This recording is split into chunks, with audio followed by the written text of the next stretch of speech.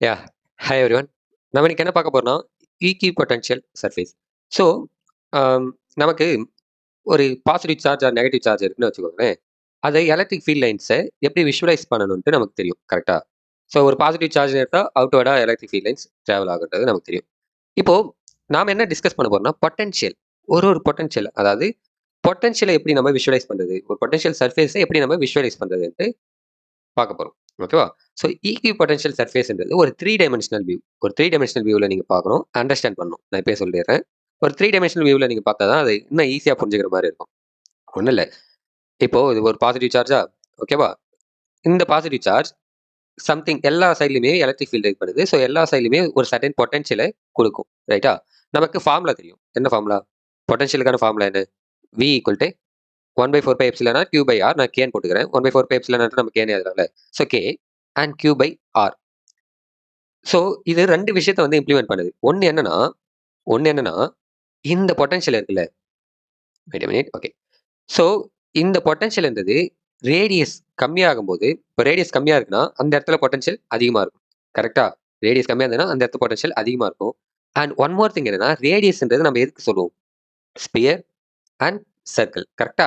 இப்போ இந்த 2 கான்செப்ட் ஞாபகம் வச்சுக்கோங்க. இத அப்படியே எடுத்துட்டு வந்து இங்க அப்ளிகேட் பண்ணுவோம். ஒண்ணும் இல்ல. இப்போ நான் இங்க பாசிட்டிவ் சார்ஜ் இருக்கு எல்லாம் ஓகே. இந்த பாயிண்ட் இங்க இருக்குல்ல ஒரு பாயிண்ட். ஸோ இந்த பாயிண்ட் வந்து நான் எடுக்கிறேன். இந்த பாயிண்ட்ல எவ்வளோ பொட்டன்ஷியல் இருக்குன்னு கேட்கிறேன். ஓகேவா? ஃபார் எக்ஸாம்பிள் நம்ம ஒரு ம் 8 வச்சுப்போம். ஓகேவா? 8 வோல்ட் இருக்கு. பாசிட்டிவ் தான். ஏன்னா பாசிட்டிவ் சார்ஜ் இருக்குல்ல. Positive 8 volt plus 8 volt. அப்படியே இங்க வந்தா இந்த இடத்துல என்ன இருக்குன்னு கேட்கிறேன். ஓகேவா? அப்ப வேற இருக்குமா? கண்டிப்பா இருக்காது. அங்க என்ன இருக்குன்னா 8 வோல்ட் தான் இருக்கும். இங்க 8 வோல்ட். ஐ மீன் இந்த பாசிட்டிவ் சார்ஜ்ல இருந்து இங்க ஒரு 3 சென்டிமீட்டர்னு வச்சுப்போமே. 3 சென்டிமீட்டர்ன்றது ரொம்பவே அதிகம். மேக்ரோஸ்கோபிக் லெவல்ல சொல்றேன். ஆக்சுவலா இது மைக்ரோஸ்கோபிக் லெவல்ல நடக்கும். சரி ஓகே. So 3 centimetre. அகைன் இங்க இருந்து 3 சென்டிமீட்டர் இருக்கும்போது அதே 8 வோல்ட் தான் இருக்கும். ரைட்டா? அப்போ நான் இத ஃபுல்லா என்ன சொல்லலாம்? இப்போ நான் இத எல்லாத்தையும் ஜாயின் பண்ணலாமா? ம். ஜாயின் பண்ணா என்ன வரும்? ஒரு சர்க்கிள் ஷேப்ல வரும். கரெக்ட்டா? ஒரு சர்க்கிள் ஷேப்ல வரும். ஸோ அத தான் வந்து என்ன சொல்றேன்னா, wait a minute. Okay. So அந்த சர்க்கிள் ஷேப் எப்படி இருக்குன்னா, கவனிங்க. இந்த மாதிரி இருக்கும். சரியா? ஸோ இங்க நான் என்ன சொன்னேன்? 8 வோல்ட்ன்னு சொன்னேன். ஓகேவா? இப்போ நான் இன்னும் கொஞ்சம் 3 சென்டிமீட்டர்ன்றத 3.5 சென்டிமீட்டர் ஆக்குறேன். 3.5 சென்டிமீட்டர் ஆக்குறேன். அப்ப 3.5 சென்டிமீட்டர் ஆக்கும்போது, அங்க பொட்டன்ஷியல் எப்படி இருக்குன்னா, இந்த மாதிரி இருக்கும். ஓகேவா? ஃபர்தரா நான் இன்னும் கொஞ்சம் டிஸ்டன்ஸ் இன்கிரீஸ் பண்ணிட்டே போறேன். இன்னும் கொஞ்சம் டிஸ்டன்ஸ் இன்கிரீஸ் பண்ணிட்டே போறேன். அப்போ இங்க 8ன்னு பார்த்தோமா? அப்ப இங்க என்ன இருக்கும்? ம். அதிகமா இருக்குமா? கம்மியா இருக்குமா? 9 இருக்குமா? 7 இருக்குமா? 3 செகண்ட் டைம் தரேன். சொல்லுங்க பார்ப்போம். இந்த கான்செப்ட் ஞாபகம் வச்சுக்கோங்க. 1, 2, 3. ஓகே. கம்மியா இருக்கும். ஓகேவா? ஏன்னா, அகைன் நீங்க பாருங்க ரேடியஸ் வந்து அதிகமாயிட்டு போகுது. அப்போ பொட்டன்ஷியல் கம்மியாகும். ரைட்டா? இங்க ரேடியஸ் நான் 3 சென்டிமீட்டர்ன்னு சொன்னேன். அப்ப எனக்கு 8 வோல்ட். மேபி இப்படி வச்சுப்போம். ஓகேவா? அண்டர்ஸ்டாண்டிங்க்கு தானே. ஸோ 8 வோல்ட்ன்றப்போ எனக்கு 3 சென்டிமீட்டர். ரைட்டா? இப்போ டிஸ்டன்ஸ நான் இன்னும் இன்கிரீஸ் பண்றேன். 3.5 ஆக்குறேன். அப்ப எனக்கு கண்டிப்பா வோல்டேஜ் கம்மியாகும். ரைட்டா? பொட்டன்ஷியல் கம்மியாகும். வோல்டேஜ்ன்னு சொல்லிட்டேன். பொட்டன்ஷியல் கம்மியாகும். அப்ப என்ன ஆகும்னா 7 வோல்ட்டா மாறும். ஓகேவா? இது 7 வோல்ட்டா மாறும். அண்ட் இங்க பார்த்தோம்னா அப்போ ம் 6 வோல்ட். ஓகேவா? 6 வோல்ட். அண்ட் இங்க பார்த்தோம்னா 5 வோல்ட். 5 வோல்ட். இப்போ உங்களுக்கு இன்னொரு டவுட் வரலாம். இன்னொரு டவுட் என்னன்னா, இந்த டிஸ்டன்ஸ் இருக்கு பார்த்தீங்களா? நான் கொஞ்சம் ஜூம் கூட பண்றேன். Wait a minute. Okay. Yeah! So இந்த டிஸ்டன்ஸ பாருங்களேன். இது 2த்துக்குமான டிஸ்டன்ஸ் அண்ட் இது 2த்துக்குமான டிஸ்டன்ஸ். இது 2த்துக்குமான டிஸ்டன்ஸ். இந்த சர்ஃபேஸ் ஒண்ணு உருவாகுதுல்ல. இதுதான் பொட்டன்ஷியல் சர்ஃபேஸ் அண்ட் இது பார்க்க எப்படி இருக்கு? ஒரு சர்க்கிள் ஷேப்ல இருக்கு. ஸோ இத என்ன சொல்லுவாங்கன்னா, கான்சென்ட்ரிக் சர்க்கிள்ன்னு சொல்லுவாங்க. அண்ட் நீங்க இந்த சர்ஃபேஸ்ல எந்த இடத்துல பாயிண்ட் வச்சாலுமே, எந்த இடத்துல பொட்டன்ஷியல் செக் பண்ணாலுமே, ஒரே இதுதான் இருக்கும். ஐ மீன் இந்த ஃபர்ஸ்ட் ஒன் இருக்குல்ல. Wait a minute. Okay. So இந்த ஃபர்ஸ்ட் ஒன்ல நீங்க எந்த இடத்துல பாயிண்ட் வச்சாலுமே, இங்க செக் பண்ணாலும், இங்க செக் பண்ணாலும், இங்க செக் பண்ணாலும் ஒரே பொட்டன்ஷியல் தான் இருக்கும். அதேபோல இதுல எங்க செக் பண்ணாலும் ஒரே பொட்டன்ஷியல் தான். இதுல எங்க செக் பண்ணாலும் ஒரே பொட்டன்ஷியல் தான். ஓகேவா? இப்போ என்ன ப்ராப்ளம்னா, இது 2த்துக்குமான டிஸ்டன்ஸ நம்ம செக் பண்ணும்போது அதிகமா இருக்கு பாருங்களேன். ஏன்? ம். அதுக்கும் இதான் ரீசன். எது ரீசன்னா, அந்த ஃபார்முலா தான் ரீசன். Wait a minute. கொஞ்சம் ஓகே. திங்க் இப்போ பெர்ஃபெக்ட். ஓகே. ஸோ அதுக்குமே காரணம் யாருன்னா, இவரு தான். இந்த ஃபார்முலா தான். ஓகேவா? என்னன்னா, டிஸ்டன்ஸ் இன்கிரீஸ் ஆகும்போது பொட்டன்ஷியல் கம்மியாகுது. ரைட்டா? ஸோ இங்க டிஸ்டன்ஸ் இன்கிரீஸ் ஆகுது. பொட்டன்ஷியல் கம்மியாகுது. அண்ட் ஒன் மோர் திங் என்னன்னா, இப்போ ஃபார் எக்ஸாம்பிள் நான் இங்க ஒரு சார்ஜ் இருக்கு. ஒரு பாசிட்டிவ் சார்ஜ் வந்துருதா? ஒரு பாசிட்டிவ் சார்ஜ்ன்றது ஒரு பாயிண்ட் சார்ஜ். ஒரு பாயிண்ட் சார்ஜ் நான் வைக்கிறேன். இப்ப இதுவும் பாசிட்டிவ், இதுவும் பாசிட்டிவ். இப்ப 2 என்ன ஆகும்? ம். ரிப்பல்ஷன் நடக்கும். ரைட்டா? ஸோ ரிப்பல்ஷன் நடக்கும்போது இந்த பாயிண்ட் பாயிண்ட் சார்ஜ் இந்த பாசிட்டிவ் சார்ஜ் கிட்டயே இருக்கு. ரைட்டா? Source source charge. Yes. Source கிட்டே இருக்கு. சோர்ஸ்ன்னு சொல்லலாம். அது பாசிட்டிவ்னே நம்ம வச்சுப்போம். இப்போ இங்க ஆக்ட் ஆகுற இந்த பாயிண்ட் சார்ஜ் மேல ஆக்ட் ஆகுற எலக்ட்ரிக் ஃபீல்ட் ஒரு சடன் எலக்ட்ரிக் ஃபோர்ஸ் கொடுக்கும். கரெக்ட்டா? ஸோ அந்த சடன் எலக்ட்ரிக் ஃபோர்ஸ் என்ன பண்ணும்னா, கைனடிக் எனர்ஜி கொடுக்கும். நம்ம அது ஒரு இது மாரி கூட எழுதுவோம். ஐ மீன் எப்படி சொல்றதுன்னா, யாஹ். So electric ஃபீல்டா? அந்த எலக்ட்ரிக் ஃபீல்ட் என்ன கொடுக்குதுன்னா, எலக்ட்ரிக் ஃபோர்ஸ் கொடுக்குது. கரெக்ட்டா? அந்த எலக்ட்ரிக் ஃபோர்ஸ் என்ன கொடுக்குதுன்னா, அந்த பாயிண்ட் சார்ஜ்க்கு ஒரு கைனடிக் எனர்ஜி கொடுக்குது. So kinetic energy KE. Okay. So ஒரு கைனடிக் எனர்ஜி கொடுக்குது. அப்போ கைனடிக் எனர்ஜி கொடுக்குதுன்றப்போ என்ன ஆகும்? அக்ஸலரேட் ஆகும். ரைட்டா? கைனடிக் எனர்ஜி கொடுக்குதுன்றப்போ அக்ஸலரேட் ஆகும். ஓகே. பக்கா பெர்ஃபெக்ட். இப்படி அக்ஸலரேட் ஆகும்போது பொட்டன்ஷியல் எனர்ஜி என்ன ஆகும்? கம்மியாகும். ரைட்டா? ஏன்னா கைனடிக் எனர்ஜி இதாகுது. கைனடிக் எனர்ஜி அக்ஸலரேட் ஆகி மூவ் ஆகும்போது பொட்டன்ஷியல் எனர்ஜி கம்மியாகுது. ரைட்டா? ஸோ பொட்டன்ஷியல் எனர்ஜி கம்மியாகுது. சிம்பிளான கான்செப்ட் தான். இப்போ இதை ஞாபகம் வச்சுக்கோங்க. ஸோ இங்க இருக்கிற இந்த பாசிட்டிவ் சார்ஜ் அப்படியே மூவ் ஆகுது. 7 வோல்ட் கிட்ட போகுது. ஆனா வேகமா போகுது. ஓகேவா? வேகமா போகுது. பட் டிஸ்டன்ஸ் இன்க்ரீஸ் ஆக என்ன ஆகுதுன்னா, இந்த எலக்ட்ரிக் ஃபீல்டு ஸ்ட்ரென்த் வந்து கம்மியாகுது. ரைட்டா? நம்ம E ஈக்குவல் டூ என்னன்னு பார்த்திருப்போம். 1/Kன்னு வச்சுப்போம். K Q/R² பார்த்திருப்போமா? ஸோ அப்போ டிஸ்டன்ஸ் இன்க்ரீஸ் ஆகும்போது எனக்கு எலக்ட்ரிக் ஃபீல்டும் கம்மியாகும். எலக்ட்ரிக் ஃபீல்டோட ஸ்ட்ரென்த்தும் கம்மியாகும். கரெக்ட் தானே? அப்போ இது மேல ஆக்ட் ஆகுற எலக்ட்ரிக் ஃபீல்ட் ஸ்ட்ரென்த் கம்மியா இருக்கும். ரைட்டா? கம்மியா இருக்குதுன்றப்போ கம்மியான கைனடிக் எனர்ஜி கொடுக்கும். கம்மியான கைனடிக் எனர்ஜின்றப்போ ஸ்லோவா அக்ஸலரேட் ஆகும். ஸ்லோவா அக்ஸலரேட் ஆகுதுன்றப்போ அந்த 6 வோல்ட் எடுக்கிறதுக்கான பொட்டன்ஷியலும் இன்க்ரீஸ் ஆகும். கொஞ்சம் அண்டர்ஸ்டாண்ட் பண்ணிக்க இதா தான் இருக்கும். பட் புரிஞ்சுதுன்னா பக்கா பெர்ஃபெக்ட்டா எழுதிடலாம். ஓகேவா? Wait a minute. Okay. So அப்போ அகைன் இங்க இங்க பார்க்கும்போது இது மேல ஆக்ட் ஆகுற எலக்ட்ரிக் ஃபீல்டோட ஸ்ட்ரென்த் ரொம்பவே கம்மியா இருக்கும். அப்போ எலக்ட்ரிக் ஃபீல்ட் ஸ்ட்ரென்த் கம்மியா இருக்குன்றதுதான் அக்ஸலரேஷன் கம்மியா இருக்கும். அக்ஸலரேஷன் கம்மியா இருக்குன்றப்போ அது கெயின் பண்ண பொட்டன்ஷியல் எனர்ஜி கம்மியா இருக்கும். ஓகேவா? ஸோ அப்போ இது டிஸ்டன்ஸ் அக்யூர் பண்றது இன்னும் கொஞ்சம் அதிகமாகும். ஸோ பொட்டன்ஷியல் இன்க்ரீஸ் ஆகும். எல்லாம் ரொம்ப போட்டு குழப்பிக்க தேவையில்ல. இதிலே கூட சிம்பிளா முடிச்சுக்கோங்க. ரேடியஸ் இன்க்ரீஸ் ஆனா எனக்கு பொட்டன்ஷியல் இன்க்ரீஸ் ஆகும். அவ்வளவுதான். சரியா? சரி. இப்போ இன்னொரு கான்செப்ட் என்னன்னா, இந்த ஈக்வி பொட்டன்ஷியல் இருக்குல்ல, ஈக்வி பொட்டன்ஷியல் சர்ஃபேஸ்ன்னு சொல்லுவோம். ரைட்டா? இந்த சர்ஃபேஸ்ல நீங்க எங்க பொட்டன்ஷியல் கண்டுபிடிச்சாலும் ஒரே வேல்யூ தான் இருக்கும்ட்டு.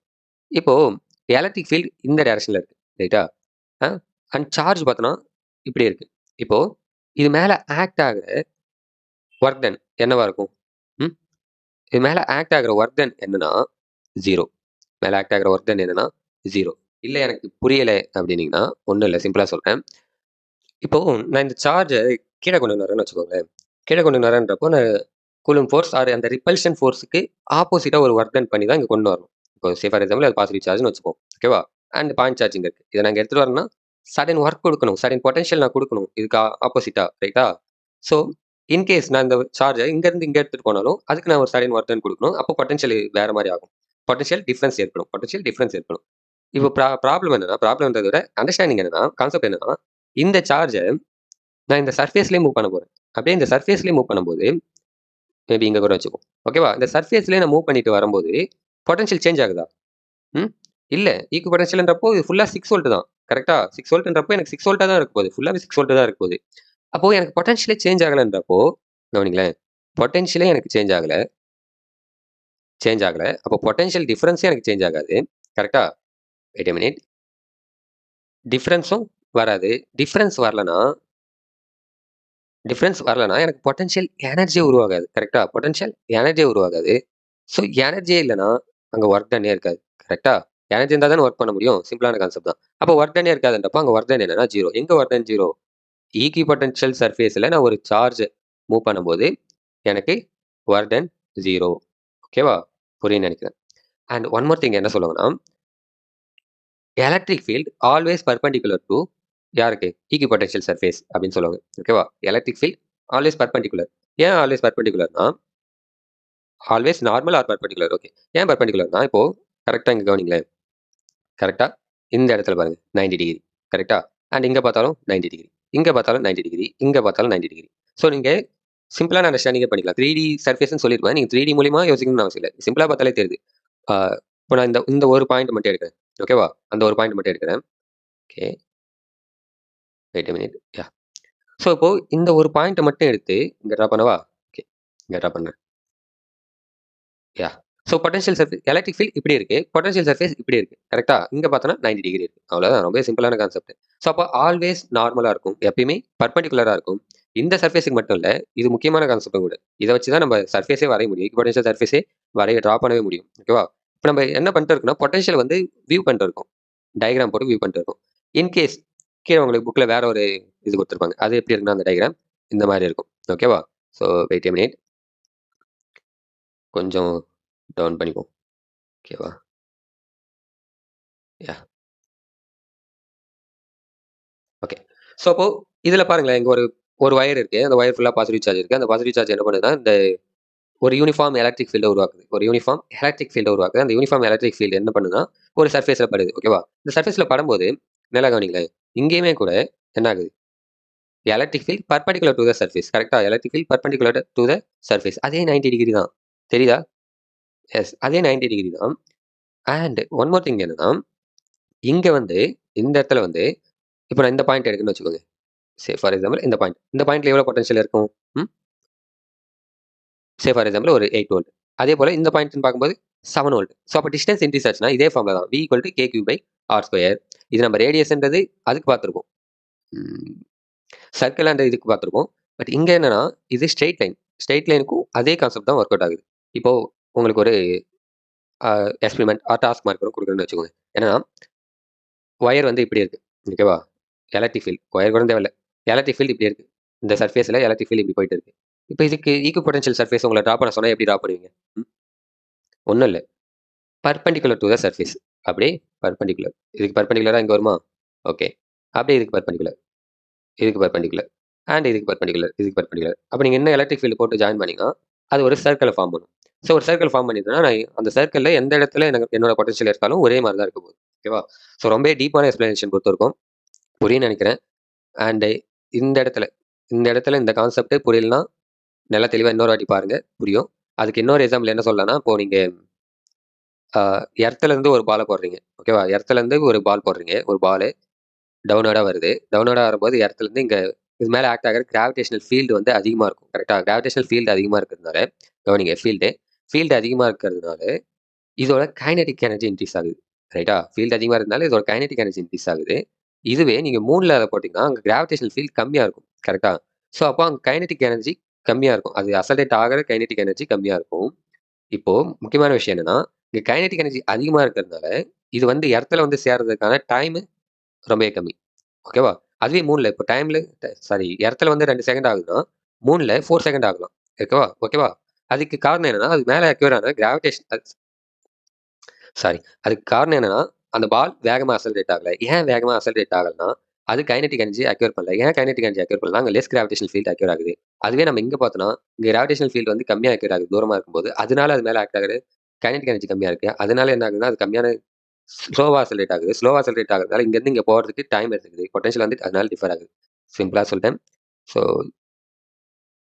ரொம்பவே டீப்பா எக்ஸ்ப்ளைன் பண்ணியிருக்கோம். புரிஞ்சிருக்கும்னு நெனைக்கிறேன். டவுட்ஸ் எதா இருந்தா கமெண்ட் செக்ஷன்ல கேளுங்க. ஒன்ஸ் அகைன் தேங்க்ஸ் ஃபார் வாட்சிங். Thank you. Signing off. எல்லாத்துக்கும் காரணம் இவன் தான். இவன தூக்கிடுவோம். இப்ப இப்படி எடுத்துட்டு வந்தா என்ன ஆகும்? வெளில போயிடும். சரி ஓகே. பாய்.